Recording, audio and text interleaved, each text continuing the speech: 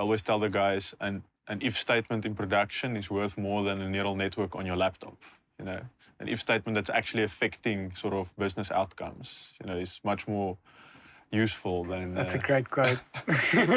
That's a great a deep neural network on your laptop that no one will ever see. Yes. So I think we pride ourselves on being able to, even if you have to simplify something, to be able to get it in, still find a way to get something implemented.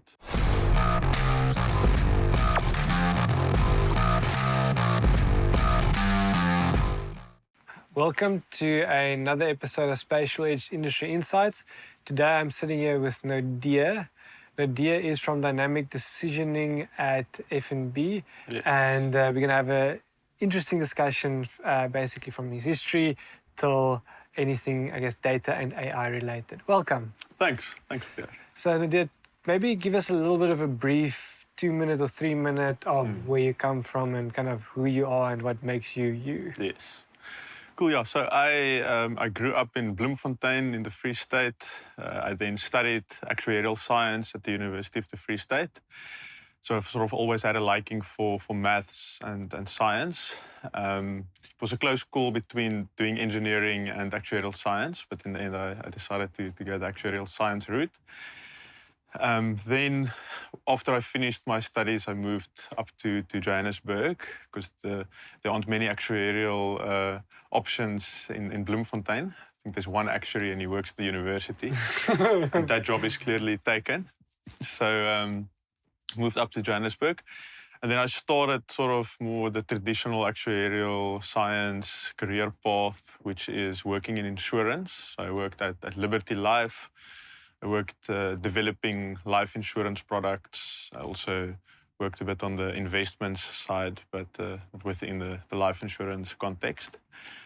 So when you do actuarial science, you also have to do a number of board exams. So I had to finish all of that off while I was working in the first few years.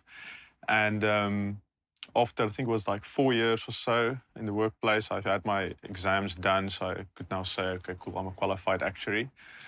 But then I was like, okay, what's next?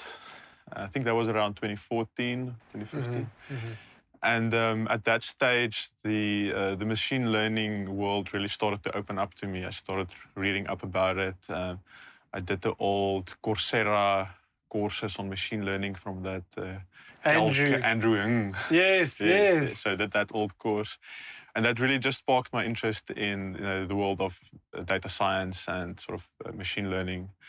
And I thought to myself, I need to start working, get some real world experience, yeah?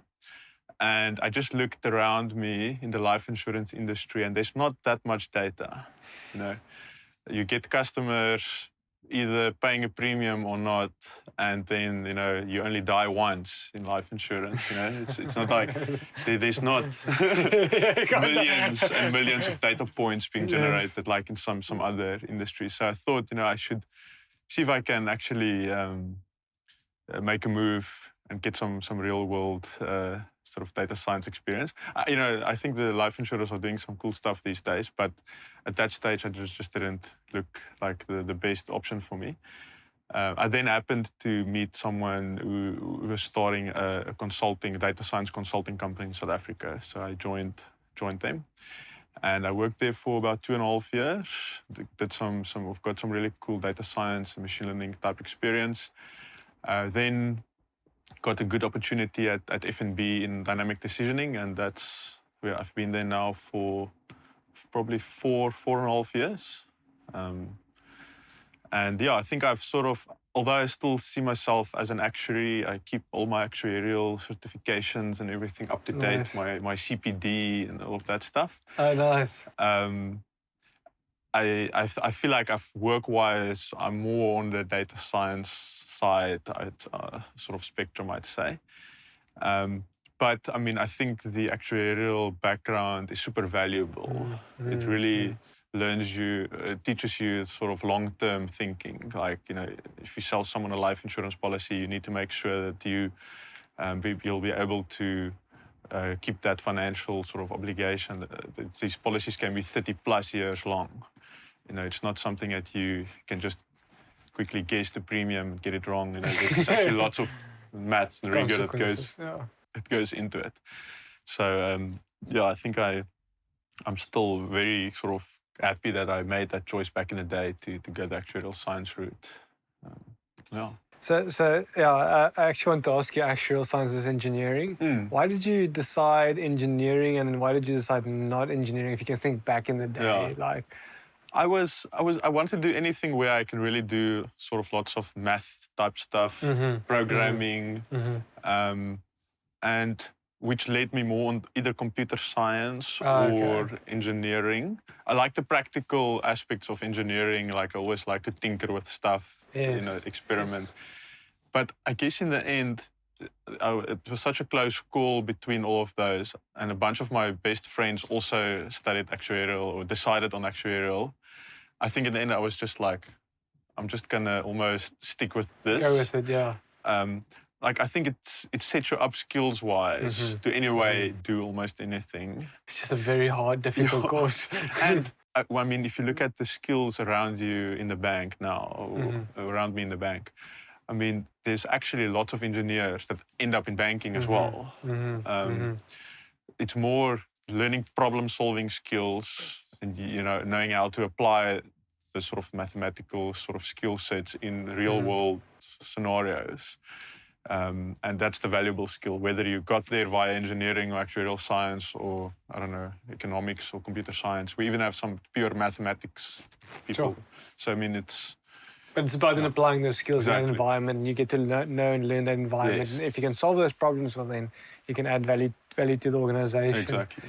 And then, I mean, great comment. You only die once. I actually want to ask you, have you ever seen any data set where somebody died twice? Thankfully not. That would be a bad data issue. Interesting anomaly there. And then obviously, a great move, 2014, getting into the data science world, gathering some data science experience.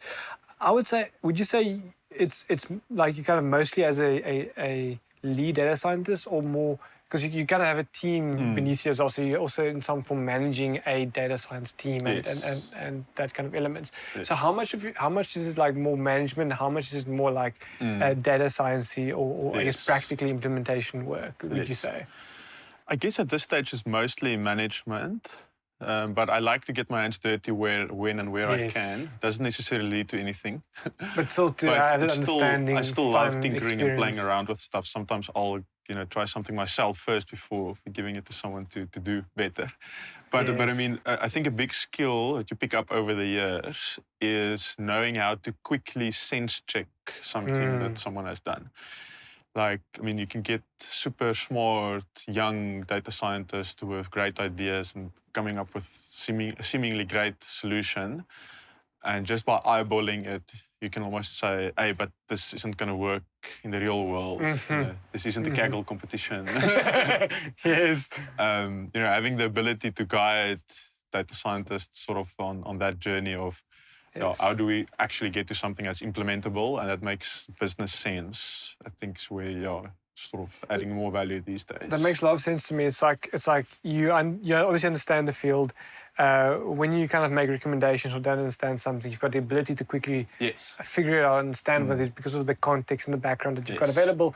And as you mentioned, then if somebody comes with a specific idea or something that's happening and you can quickly figure out whether this is good, what's happening here, and then obviously if there's something you need to, I don't know, help out with, investigate, unblock, whatever the pivot. Before we go too deep down the rabbit hole type of thing.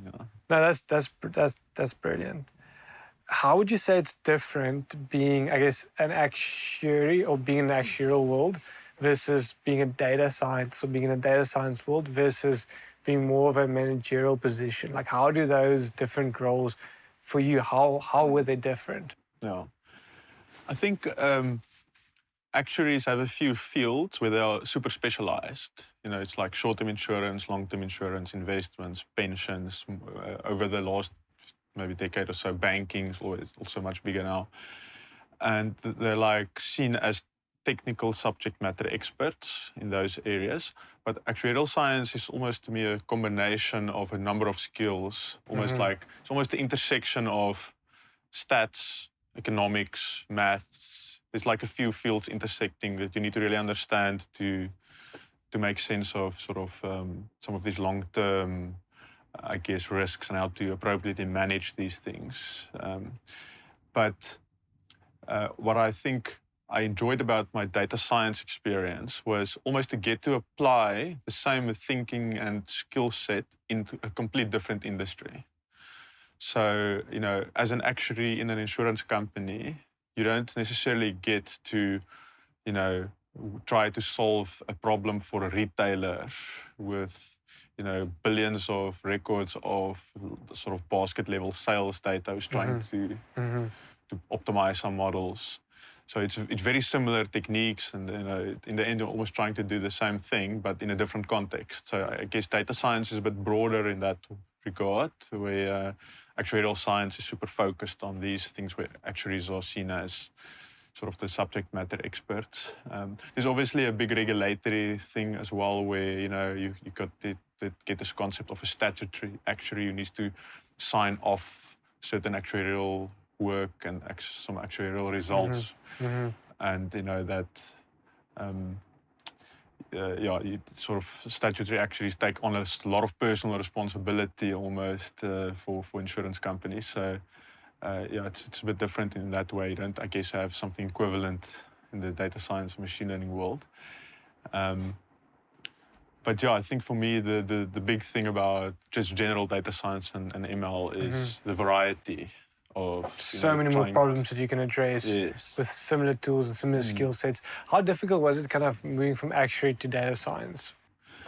I think the biggest thing for me was getting to actually work with large data sets. Okay. Because I mean, if you're working in life insurance, you can pretty much do almost anything in a spreadsheet, you know? Because there are not that many data sets that's going to go beyond the million rows you can do in Excel. And we used to build very sophisticated sort of cash flow models and stuff in Excel. Oh, wow. But then going from that, I mean, my data experience back then was select star from some table just to, you know, apply a filter or two to get to a data set which I can use in Excel or in some other sort of more simpler tool. Moving from that into when I joined the data science consulting world, we jumped immediately into, okay, cool, we use Spark on a big data platform. And immediately it's like, okay, different where system, do I put my SQL tools. code? You know, suddenly learning, you know, Spark and data frames and getting into, you know, that whole skill set. But I mean, I think I like learning and I want to continue learning the rest of my life. So I think you quickly pick up the additional skills you need, the background, the stats background, the math background, all of that is already there. 100%. It's just now figuring out how to do it with a different tool. Yeah, how to apply it within this context. Yes. And then how did that differ then from being more in a managerial position and managing team? Yes. Or people? Yeah. I mean, managing is great, but if you're used to doing stuff yourself, there's always that leap of faith, you know. I can probably do this myself, but I need to now trust someone in my team to run with it. And I don't also want to micromanage, you know, and just be too involved. It's having the ability to let go and to trust people to you know, to do their job, sort of. But having the ability to sense check at scale, you know, is a key skill for in the managerial context. Because I mean, you get a lot of people busy with a lot of stuff coming to you for guidance, and you need to very quickly be able to help and figure out if they're still in the rails and if there's anything that needs to change. Or whatever you can help them with, what resources you could give them, how you can empower them, how you can unblock them. Yeah. 100%. Yes. And then, so within this journey then, are there any specific projects that kind of comes to mind you would say is like some of your top wins or things that you're like, this was a great project and there's some great outcomes here? Yes. Yeah, so a large part of my team's responsibility at this stage is generating features for all types of models. Not even just fancy ML models, but even just being used in general analytics, some in credit application, sort of scorecard models, and some in some more fancy machine learning models.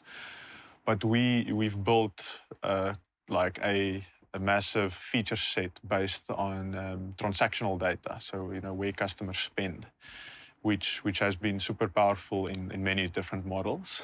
And I think that was a big win for us because we also used to pay a sort of a external vendor to help with that enrichment of transactional data and creating of features, but we sort of managed to build an in-house version for ourselves, sort of cutting reliance on that vendor, but also we could actually make it exactly the way we want it. It wasn't just some sort of cookie cutter. I guess in some way it also gives you a lot of flexibility because now you can say, listen, there's problems and issues here that it would be almost difficult to translate, but now you know it, you've got experience with it, you know how to change it. Exactly. And then you can apply it. Yes. So I think that was quite a big one for us. And then there's something else that's what we're also quite passionate about is what we call alternative data. So I think we've also recently had some really good stuff happening on that front where, the banks have a number of sort of traditional data sources which are used when deciding whether to grant credit or not.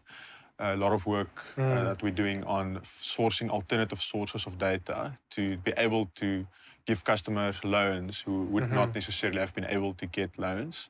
So there's really a big financial inclusion sort of story there as well, because there are millions of South Africans without a credit record, and most credit providers would just show them the door because there's no record. So therefore they can't build up a record. So someone needs to be able to give them that first sort of shot. Yes. And that's where we're trying to use alternative data sources that.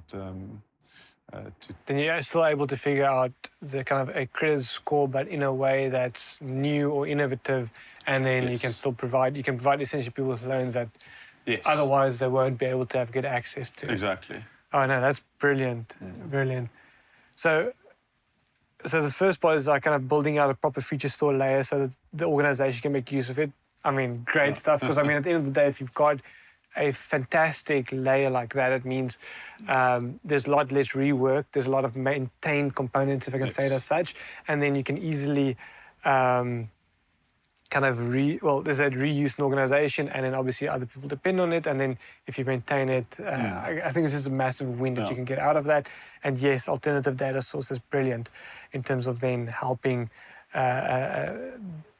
capturing, I guess, a bigger market and helping those who need to actually get access to that. And then in the past year or so, tell me a little bit more about any challenges that you faced or maybe your teams faced that you feel, and then what you kind of did to overcome it, and then lessons that you learned from that. Yes. Yeah, I think the last year has been filled with a lot of work on migrations on our side, where we've had some models and some feature sort of generation, sort of implementations running on older technology, which has gone either out of support by the vendor, or the bank decided to move on to a more modern stack. And having to move all of the existing processes onto the sort of new platforms. I think we've lost quite a bit of time in the last year just having to migrate stuff. But I mean, we are all for it in that moving on to the newer tech stack also gives us additional power and additional sort of options. But yeah, it's sometimes a bit frustrating when you feel like I've got something that's working and I just need to go and replicate it there in a different environment. And then it doesn't. It does exactly the same thing, but Oh, okay. So it's more like it feels almost unnecessary in some way to replicate something that's already existing here. Now you're just like moving. You're literally migrating the same exact thing, getting exactly the same results. Like, okay, but what's the win? Yes. Okay. It's like you have to add something on an old version of Python, and now you can't run that version of Python anymore, and you have to recode to the new version of Python. Okay. You're not necessarily getting much extra. You know, there's no gains or advantages, but it's a better platform, and you can further improve upon it with, or make use of other opportunities now with this better technology. And I think a lot of the learning as well, it's one thing to just recode something in a different sort of tech stack, but you also need to keep the plane in the air while you're doing it. Yes.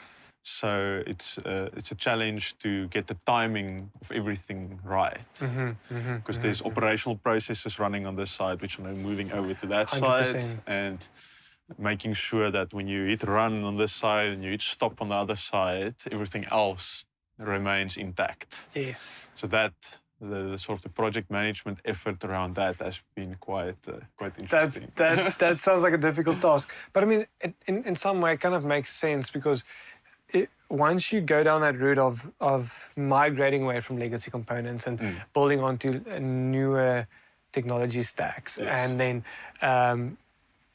even just going through a process, I guess, will help identify new opportunities. And with those new opportunities, obviously, there's new developments that can happen. With that, you can get extra gains on your models or get better improvements and do things like that, which I guess sets the organization up for success. But it sounds to me almost like, look, it's like almost you have to go, there's a lot of pain you have to go through to get to that point. But then hopefully once you get to that end goal, it's going to be like, yes, now we can, like, okay, here's this model, we've seen opportunities, let's improve it here. This model, it's opportunities here, let's improve it.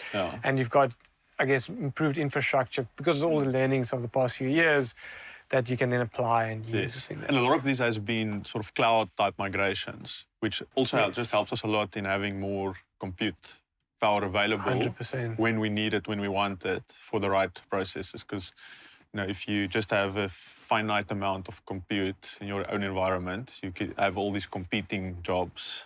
Everything needs to run. Yes. But there are some ones that are more important than others, which you always have these competing things, and you always have people bringing new stuff to the platform. But at least on the cloud, it's much more scalable, and if you can spend money on expanding for the key processes, giving it even more compute and getting it to finish sort of faster than before, and not having these bottlenecks internally. Yeah, so even that's kind of like an opportunity. I've seen that in environments where it's like, okay, cool, great, we've got a fixed infrastructure, and this is like a massive cluster. And then one guy goes and runs new queries. They always, I don't say always, but it's a new guy, he runs a query or something. This thing runs for 5, 6, 7 hours, and it like maxes out the cluster. And it's like, who's running this job? Can we get hold of him? A select star from the biggest table, joining it onto the other second biggest table in the wrong way. That's it. And then it's like, okay, cool. And now I'm gonna, I don't know, use all the resources to train. Horrible. Okay, no. That makes a lot of sense. And then, so is there are there any specific lessons that you believe you've kind of learned in this process that you think could help somebody who would like to go through a similar process? Or is it almost just like the typical, I guess when you're running you run a combat 360. It's like kind of just keeping your head down and I guess moving forward one step at a time. Yeah, I mean, I think what's hard about it is we don't own the tech stack. We're almost just takers of the tech stack. So I can't ever guarantee that there won't be another migration. And there probably will always be something better 5, 10 years down the line. So you'll probably gonna have to live with migrations the rest of your life, sort of thing. Yeah. But I guess you can almost try to design your processes in such a way that they are more easily transferable.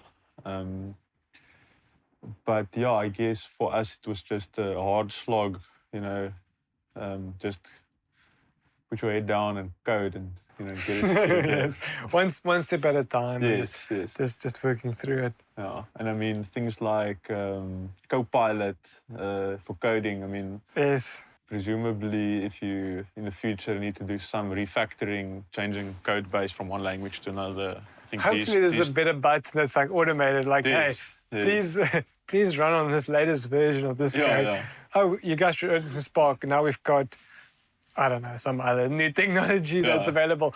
Please translate everything from this to this. Okay, thank you. Yes, exactly. It's the dream. And And then they come up with quantum nice. computers, and then it uses some different language that no one gosh, that'll be interesting. Yeah. And then tell me, is there any kind of specifics? I know we spoke a little bit about like your top wins and what that was, but is there any kind of use cases that you're proud of, or that you're like, listen, this was a great use case. We did a good job, even if it might have been such successful, or even if it might have been successful, whatever that might be. But like something that you were like, this is quite a cool. I really enjoyed us working on this. This could be within your current organization. It could be previous life. It could be anything. Yeah, I think if I think back to my days in life insurance, even though there wasn't a lot of data, I think we'd still managed to build out some cool, I want to say, data products with the data that we had at our disposal. So I think sometimes we also get stuck on everything needs to be big data. If you don't have billions of records, it's it's not an exciting project. Yeah. But sometimes even with a smaller data set, but applying sort of the business logic that whatever business problem you're trying to solve, just coming up with some practical sort of, be it a model or some of these things are as simple as it's a very useful Power BI dashboard that just gives insights into things that people haven't thought of before or seen before. I mean, it doesn't always have to be like a super, big machine learning model or something. So I mean, I think there's been a few of those over the years. Look, I think we are quite passionate in dynamic decisioning about getting stuff into production. Yes. So not just being able to prototype stuff rapidly, on your local machine or in some lab environment, but then actually getting it into production and getting business value from it. So I think we've built up a team that knows how to get stuff into production and how to get it to a point where you can get value from it. So I always tell the guys, an if statement in production is worth more than a neural network on your laptop. An if statement that's actually affecting sort of business outcomes, is much more useful than. That's a great quote. That's a great than a deep neural network on your laptop that no one will ever see. Yes. So I think we pride ourselves on being able to, even if you have to simplify something, to be able to get it in, still find a way to get something implemented. So. And I mean, what I love about that is like it shifts the focus, because I guess, and this, I don't know if one could blame kind of you could blame the education system. You could blame the I guess the human nature. I'm not sure exactly which part of it this relates to, but I think there's the tendency to want to go after the more interesting, the more complicated, the more sexy, the more glamorous kind of problems and developing solutions. But like you say, it's what's the point almost, or what's it worth if it's not in production? And if you've got a simple system in production, adding a lot of value to somebody's life or to the organization, well then, I mean, that's worth a lot more. It's like, I think it was Netflix actually who had that competition to build their recommender system at some point, way back. And there was some prize money up for grabs. And the winning team, they ended up not implementing the model from the winning team because it was just too hard and too complicated to implement. They actually implemented one of the runners up. So almost, you can sacrifice a bit of power, performance, but it's actually practically implementable. Yes. It's finding that balance. It might have been, I don't know if it might have been a simpler system or just like you said, easier to implement, easier to understand, and therefore that's the one that they use at the end of the day. Exactly. That makes a lot of sense. Okay, so when it comes to kind of projects or use cases, and in your area, it's specifically focused around developing machine learning models and data sets and for the organization to use and consume. How do you kind of measure success at the end of the day? Yeah, I mean, so in the end, our area dynamic decisioning is not the end beneficiary of the solutions that we implement. There are other areas in the bank that sort of make the profits, so to say, of what we implement. So we are very strict at whenever we onboard new projects that we are upfront, we really interrogate what's the value add. And how are we going to, exactly to your point, how are we going to measure success? Because the last thing you want is to spin on a project for 2 years and to later on, maybe people have moved on and the question gets asked, but why are we focusing on this? Why are we still doing this? Yeah. Yes. So you always need to set it up front. So, okay, cool. There's a problem with, this is the metric, there's some pocket of, bad experience on a book or something, and we need to implement some solution to improve that. Or there's a bunch of customers where we don't have enough data points on them. We actually want to generate features from other data sources to better address that sort of population. So yeah, it's all about right up front making sure everyone's on the same page, what we're trying to solve and how we're going to measure it. Because I think we've all been in a situation where later on in the project you ask that question and then it's awkward. Because then way down the road then, yeah. And then it's also the sunk cost sort of fallacy of, we've spent 2 years on this, we have to finish it, but it's actually still quite hard to finish, so should we spend another year? Oh, man. No, 100%. But that's actually, I think what you've put down is actually also a great piece of advice, and that's listen, different projects can have different metrics of success.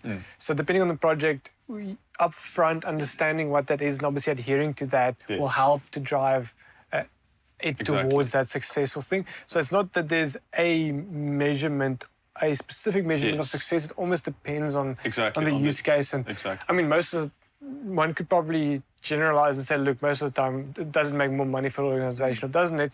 But also that's a very simplistic view because there's a lot more to it and a lot more usage and benefits it can provide to the organization that will eventually lead to some benefit, be it capturing market share, be it automating a system or assisting with some planning part or assisting with better decision-making in some or other form, which might not be easily attributable to more, I guess, rands and cents, but in some way better performance or better in some other metric. And I mean, we're also honest that sometimes if there's some exploratory work that might be a dead end, it might not go anywhere. But we also try to be clear on that, we when we allocate people and effort to that, this is exploratory. It might lead to nothing. It might lead to something. And you have to be okay with that as well. You're not going to sort of innovate if you just do, the obvious stuff work the whole time and the most. Obviously, you want to focus on high-value stuff, but there's always an element of R&D 100%. that you need to invest in. It actually reminds me about a principle and then a book. So the obvious principle is like if there's the meat, you've got your steak on your table and you're going to eat your steak. But I mean, having a side salad's also nice, and that side salad might be a hit or a miss. I don't know. But at least you've got your steak. You won't go hungry. Exactly. So that's a kind of a nice analogy. And then there was a book I read once, Loon Shots, where also the whole premise is you have the people that can implement within the industry, that kind of the pushing and helping solve the problems, and you've got almost, I want to say, like the scientists or more the kind of innovators at the back, seeing what problems they're experiencing and then kind of building them the tools, the capabilities, or giving them the things that they need to better perform or actually completely change the game. But they then have a little bit more freedom in terms of, well, yes, this project may fail or it may succeed. And if it does succeed, we think it could, I don't know, like I said, change the whole way we do things, or it could 10 times, 20 times do better than what we're doing currently. But also, it could fail. So just know that, but we're going to invest in it anyway because of the potential or because of the potential learnings that can come from it and can be incorporated. In many different ways. Sometimes learning what not to do is as good as learning what to do, that's a great one as well. No, 100%. In terms of the journey you've been on now, is there anything, I'm going to call it golden nuggets that you could can think of at the moment in terms of like process or people or technology or something that would, if I guess another leader inside of a data science organization or a maybe it's called an executive in a different industry who's like trying to get data science going and off the ground. Is there anything that comes to mind? You're like, listen, here's a few key things to focus on or key principles to look at. Yes. Yeah, I think diverse teams are good. So that's something else maybe in the actuarial world. People employ actuaries. But in the data science world, it's good to try to get skills from different disciplines. Like you always get interesting ideas from the guy who did pure maths versus the engineer versus the actuary. It's diversity in that sense of skills is always good.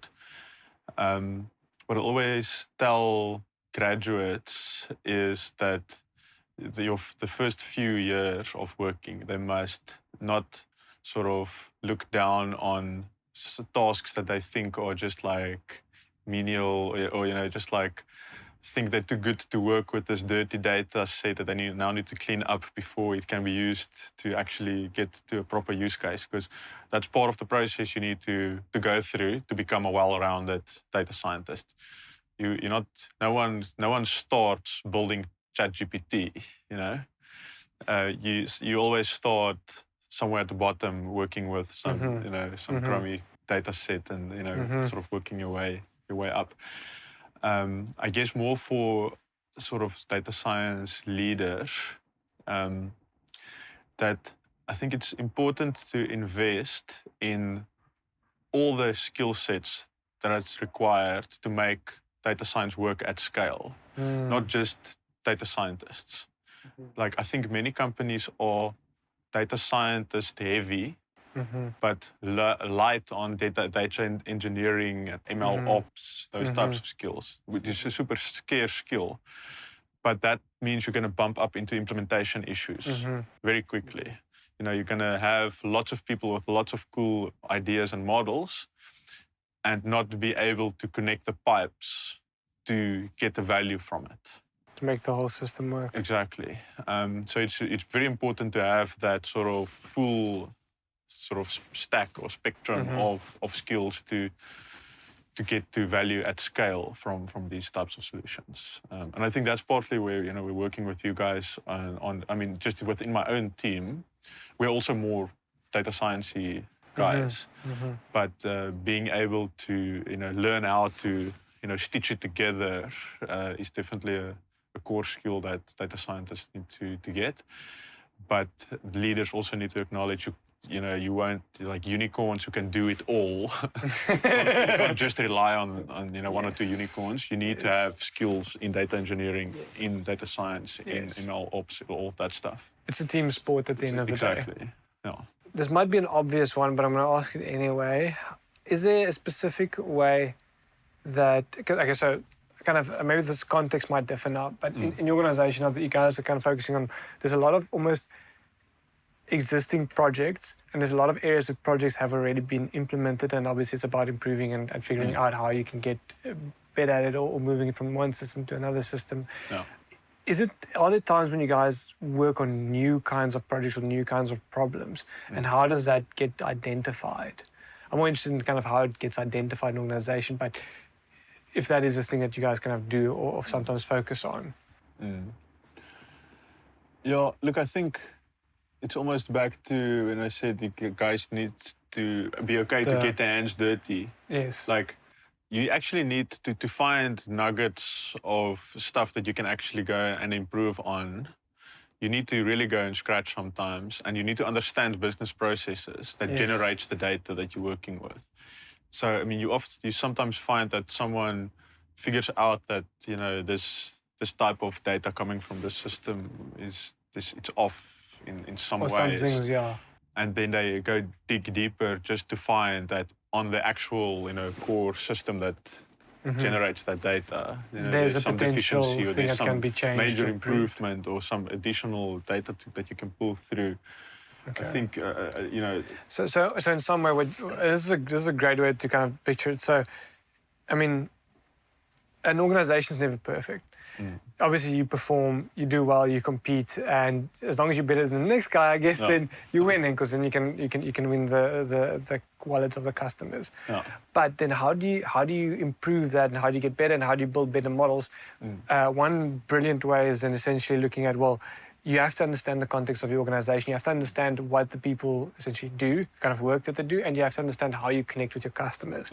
And within all those different thousands of different processes, there's multiple opportunities and touch points. Some obviously more valuable, some less valuable. And then kind of once you've found that and figured it out and seen here's a valuable thing that for some odd reason we're not addressing, or hey, this new technology, call it LLMs or whatever is coming along, or something else, and now we can address this new problem, and we can address it in a completely different way, and it will dramatically improve the process. Boom, that's a great, worthwhile project to then either go your exploratory route, or hey, this might be actually a slam dunk. Let's just invest the time and the effort to solve this problem.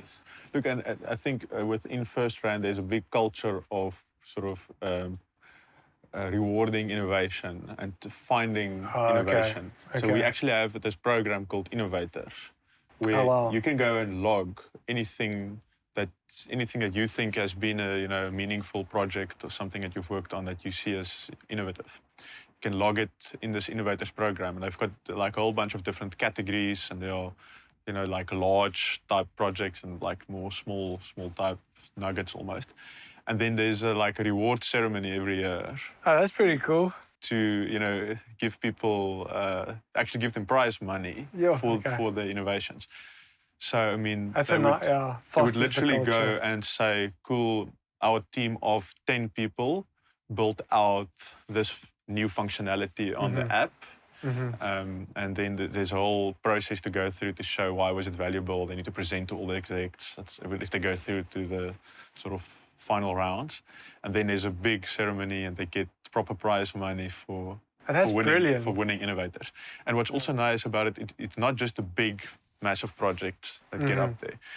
You actually also get small projects entering. People just it could even just be some data science-y type, insight which led to some valuable campaign.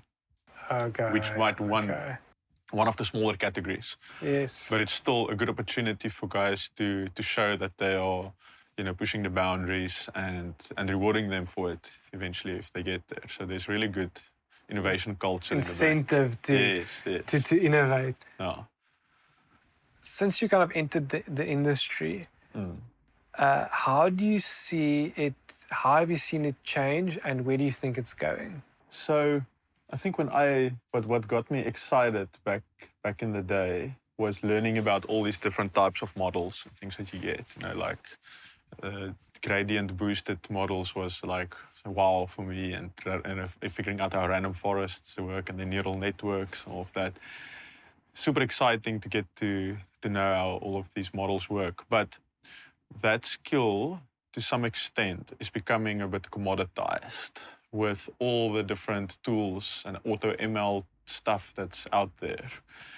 It's, unless you're like an AI researcher, understanding the sort of super details and intricacies of some weird part of a neural network is probably not necessary.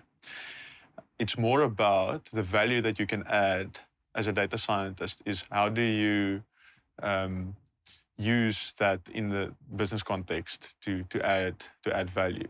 If you, as I said, unless you really have a passion for doing AI type research, you can do that. You can go work for a university or for one of these companies pushing the boundaries on the research.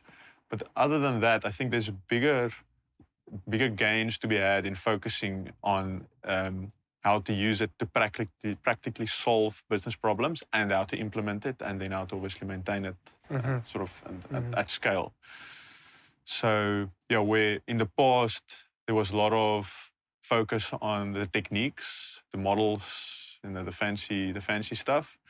I think a lot of that's being commoditized away with auto ML, and the value that us data scientists can add is more about connecting the dots and getting these solutions sort of up and It's running. almost like the tools now have been abstracted away. You've got more libraries and things available and at your disposal. And now it's you're moving to a higher level of problem solving using those tools. Exactly.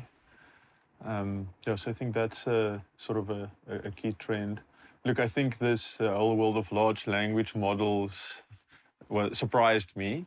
I was never that close, or I'd say over the last few years, I wasn't that close to what's happening in large language models.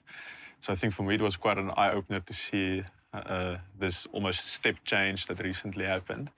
It'll be very interesting to see how that also plays out. Affects into the future. Yeah, because they can actually code pretty well. I mean, just to get some sort of boilerplate stuff up and running, it's really, really powerful. So I think obviously programmers will be affected. Look, I think it'll make them more efficient, obviously, but they might or might not be sort of some job loss issues. But I think on the data science side, it'll be interesting to see how that affects the role of a data scientist. Because I alluded to it earlier, this data gets generated by some business process, which is quite company specific generally. It's not like a large language model is going to figure out how your systems are stitched together. There's no insight. So it's still going to be more how you use that to make you more efficient at your day job.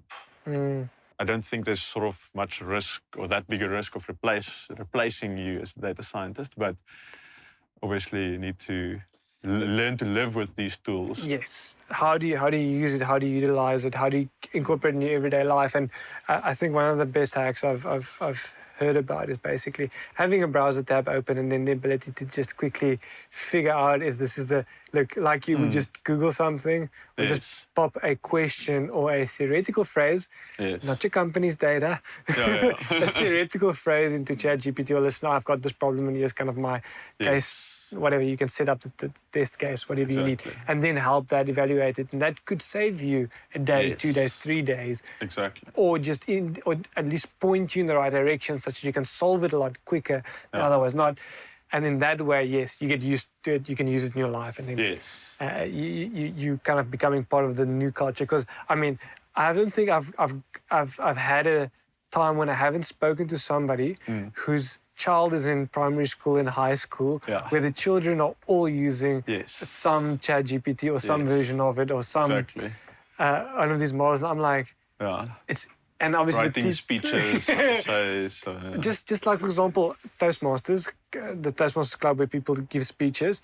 All the younger students and those guys, they get the model generated, and then you sit there and you listen. And you're like, hold on. How did this guy get these interesting words? And it's like, did you generate the speech? But I guess the point is, it is a tool like a calculator that's available to us, and that's going to improve over time. And obviously, it's like, how do you use that in your everyday life, and how do you then make use of it? And that's the point. No, brilliant. I would like to say thank you very much for this episode, and thank you so much for having this discussion with me. And then I look forward to, whatever comes next. Oh, thanks. Cool. It was a good one. Enjoyed it.